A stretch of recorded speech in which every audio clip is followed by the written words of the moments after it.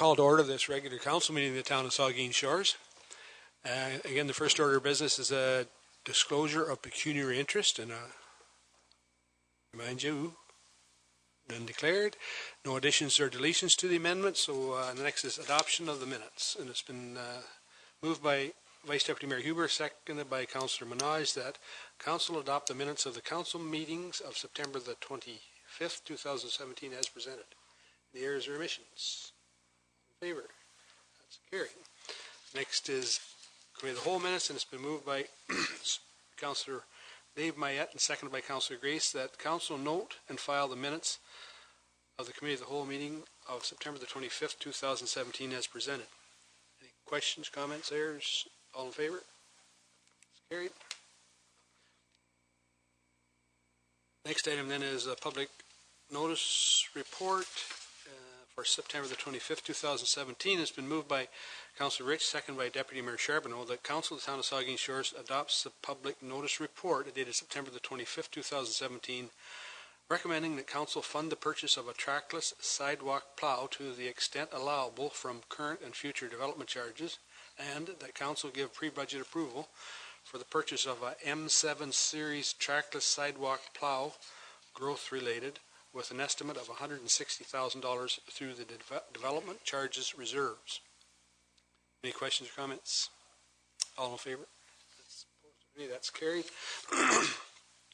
The next item is an Environmental Services and Transportation report, and it's been moved by Councillor Rich and seconded by Deputy Mayor Charbonneau. The Council of the Town of Saugeen Shores adopts the Environmental Services and Transportation report dated September the 25th, 2017, recommending that Council approve the construction of Chantry View Drive to be carried out in the spring of 2018 to allow for better construction prices, staff time to incorporate cycling-friendly elements within the overall design, and staff to consult with Council on the alternatives and present a preferred solution to Council.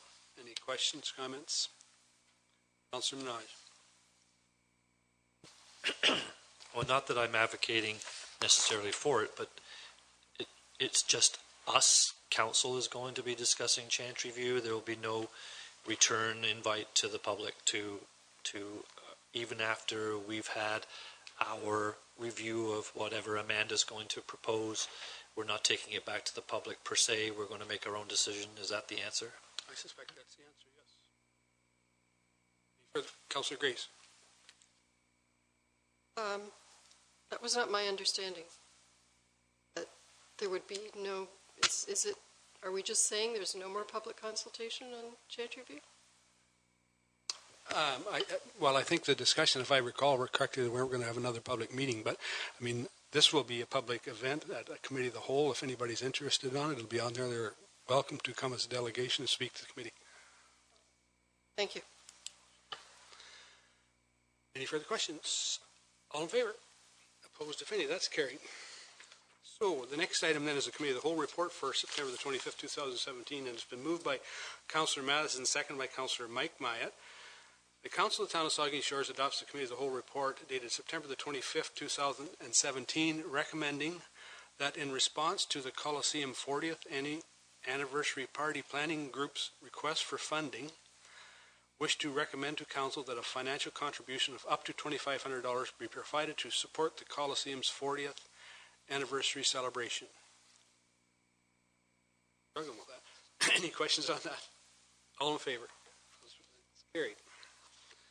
So the next item is, and there's a staff report with it. I'll read the recommendation if anybody has any questions, and I'm sure Amanda can address them. It's been moved by Councillor Mike Myatt and seconded by Councillor Madison that Doug Welsh Construction Limited be awarded the contract for the Concession 6 reconstruction project, tender number 2017-6320-5760, in the amount of $386,778.16 plus applicable HST, and that the Mayor and Clerk be authorized to sign the necessary tender documents. Questions or comments to this? Mr. Mayor, may I just make an introduction? We had a lot of comments or questions come through, so I just thought I might be able to address.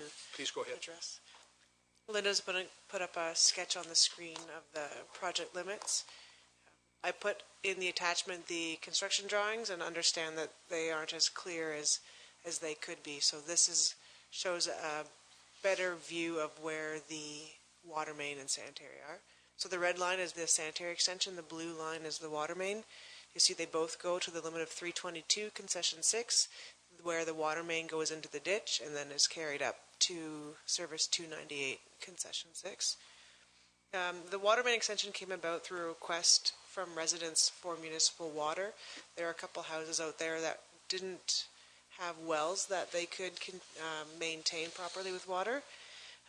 When we looked at the costing in the past, it came out to be about $11,000 per resident or residence for each property. Since then, we've also been approached from Saugeen Acres to provide them with sanitary connection. We also know that through the MCR program, a lot of interest is in this area for development for the office use to support that program. In October 2016, we applied for funding through the Clean Water Wastewater Fund, which is provincial and federal. For this project, we were awarded $236,000. That award wasn't notified to us until May, with a caveat that we weren't allowed to announce until they told us we could announce, which made it difficult for us to bring staff reports forward. So when we were notified in August that we could announce, we went through quickly with the design, accelerated it with approval from MOECC, and are now at the point where we've tendered it and have 3 bids to complete the work. One of the conditions for the work is that it was to be completed by March 2018. We did ask for an extension. We got an extension for 40% until August, but the 60% has to be done before March. What that means to us is that most of it has to be done before Christmas, because our asphalt plants don't stay open like they do in Toronto in order to secure the funding. So that explains the second piece of why we wanted to ask Welsh Construction to do this before they do High Street. If their 2 crews are available, they can do them together, that's fine, but I just would like your blessing to say, please put this one as a priority, because we've already awarded them the other 2 projects. A question also came through about bike lanes, about what we could do when it comes to this project. Again, it's the push for the funding. I looked at quickly as an option is this cross section has 2 meter wide shoulders and 3.5 meter wide lanes. We could do a hybrid of this with 3.25 lanes and 1 meter shoulders. Add additional paving on, it would be another $50,000 to do that through the project. That would have the bike lanes on each side. What we don't know right now is how it looks through the intersection. We're working with the county on Bruce Road 2533. The design is being done right now by the county, and we'll be looking in 2019, I believe, for budgetary funding for the works on that stretch. That might be in a more appropriate timing if we're going to look at something other than just putting the bike lanes on the 2 sides. If that's something that we want to do, then we do have the ability to just extend those quantities in the tender for Doug Welsh to do that. But again, it puts that amount to get done as a difficult piece before Christmas. Excuse me. Thank you, Amanda. Any questions to this? I'll start here with Vice Deputy Mayor Heber. Thank you, Mr. Mayor. Through you, Amanda, could you just do a little clarification on your financial impact paragraph? I'm understanding what it says. We initially started with $315,000 within the budget, and that was broken up with the amount coming from the grant and then a certain amount from the property owners. Is it 9 property owners or is it 11? Looks like it went a little further than I thought.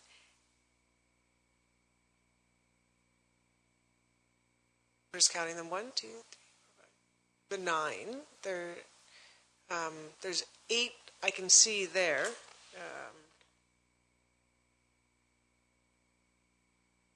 I thought it was 8, so 9 or 11. Well, it might be 8. Yeah. The reason why I'm trailer asking... park doesn't get water. Sorry, through you, Mr. Mayor. The trailer park has water through Walmart. The reason why I asked is that I'm then a little confused when it goes on to say that the number was revised, and that has to do with, I think, matching the tender amounts. So now there's a contribution, the value's not named for the sanitary sewer connection for the mobile home park.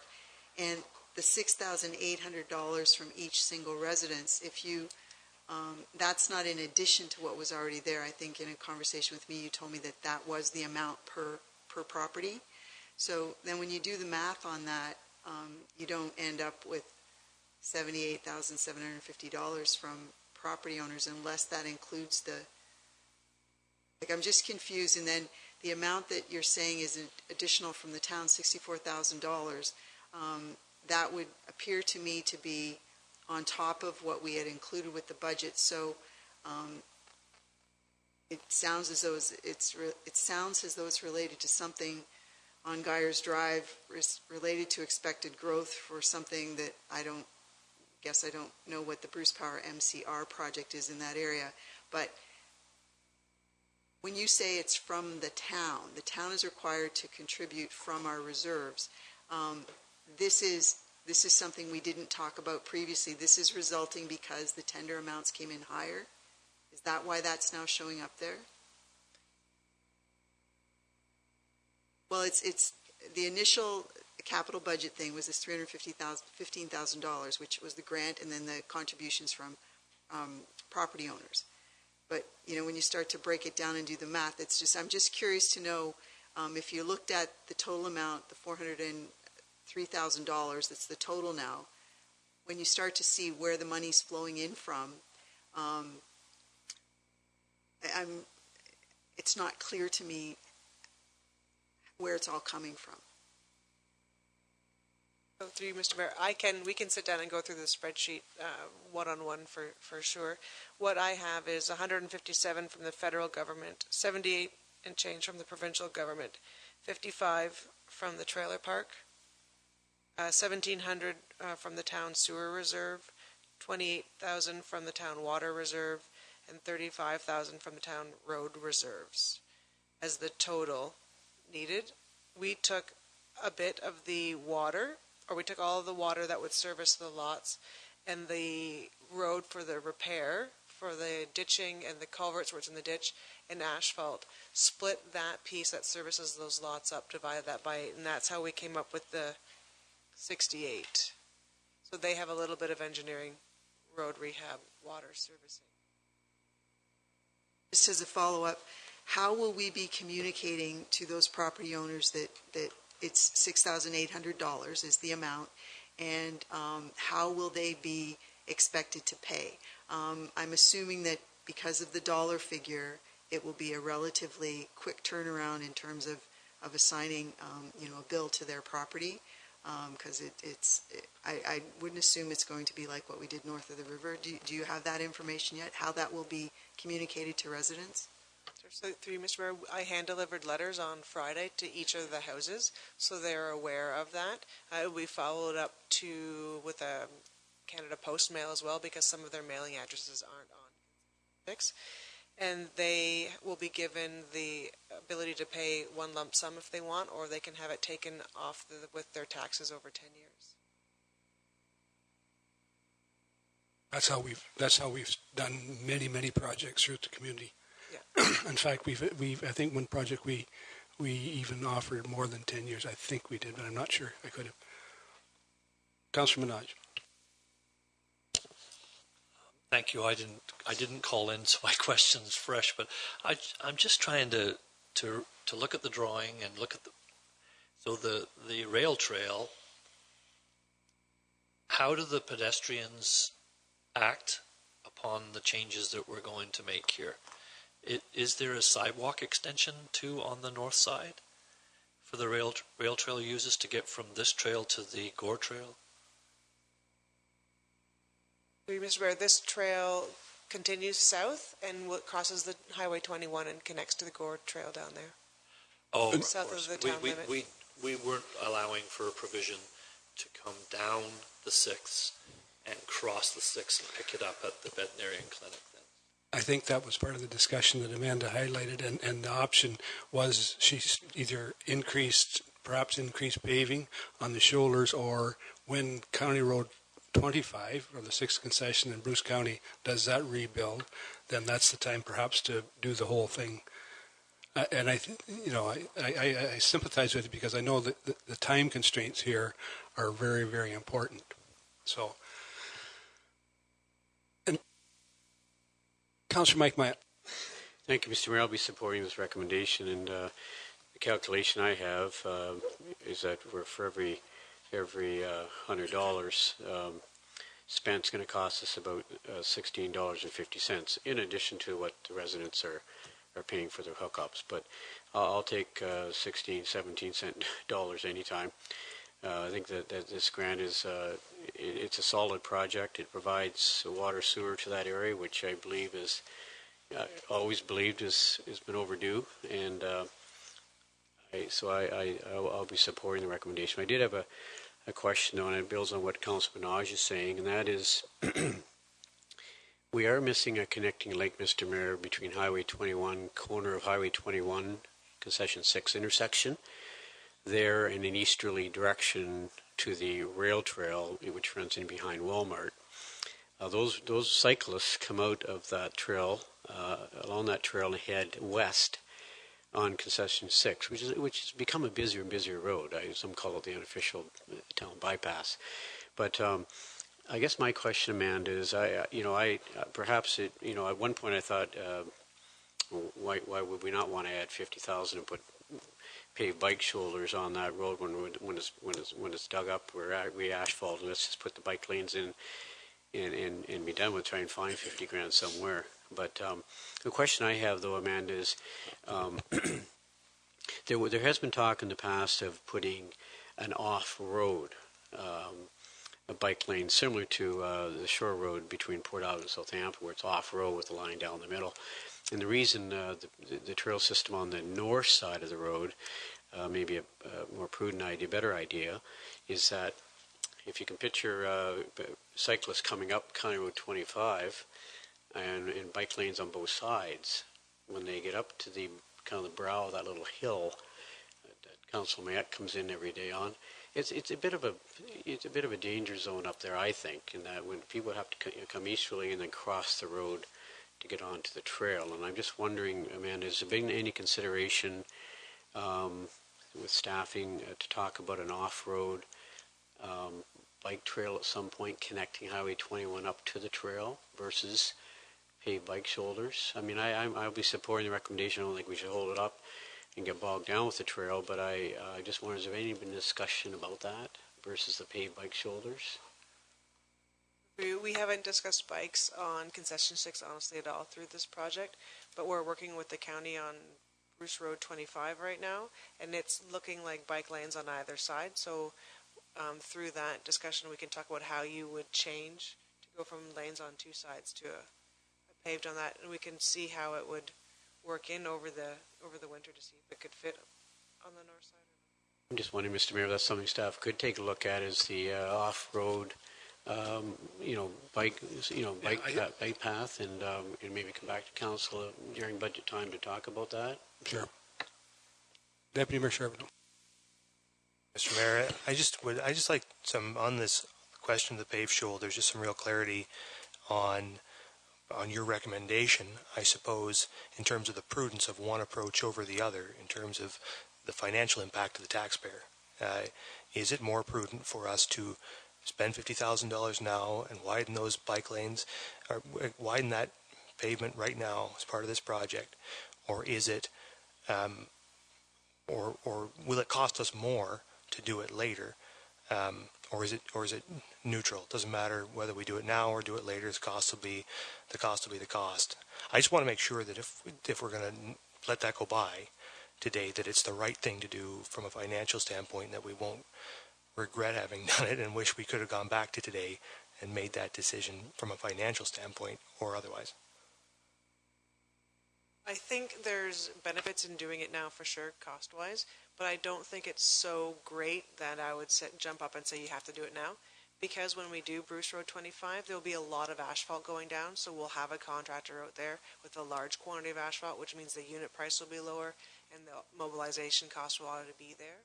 So I think the difference in cost between now and then is not so great that it's worth doing it right now. It also gives us that time to do it right in coordination with Bruce Road 20. Okay. Any further comments? All in favor of the recommendation? That's carried. So, the next item, we're on bylaws. Our bylaws.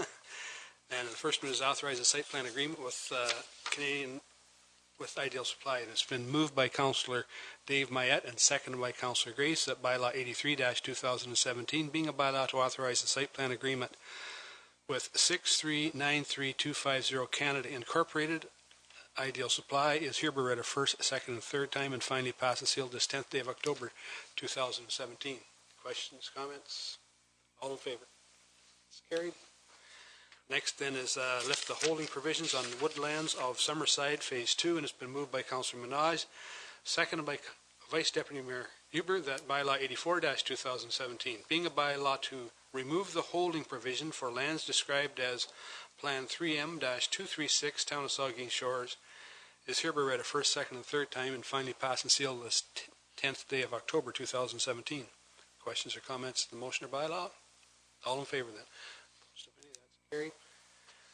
And the last one is bylaw to assume the roads in Acton Drive, Fenton Drive, and Trillium Drive, and it's been moved by Councillor Dave Mayette, seconded by Councillor Grace, that bylaw 85-2017, being a bylaw to assume the roads on Plan 3M221 into the municipal road system as public highways for public use, is hereby read a first, second, and third time, and finally passed and sealed this 10th day of October 2017.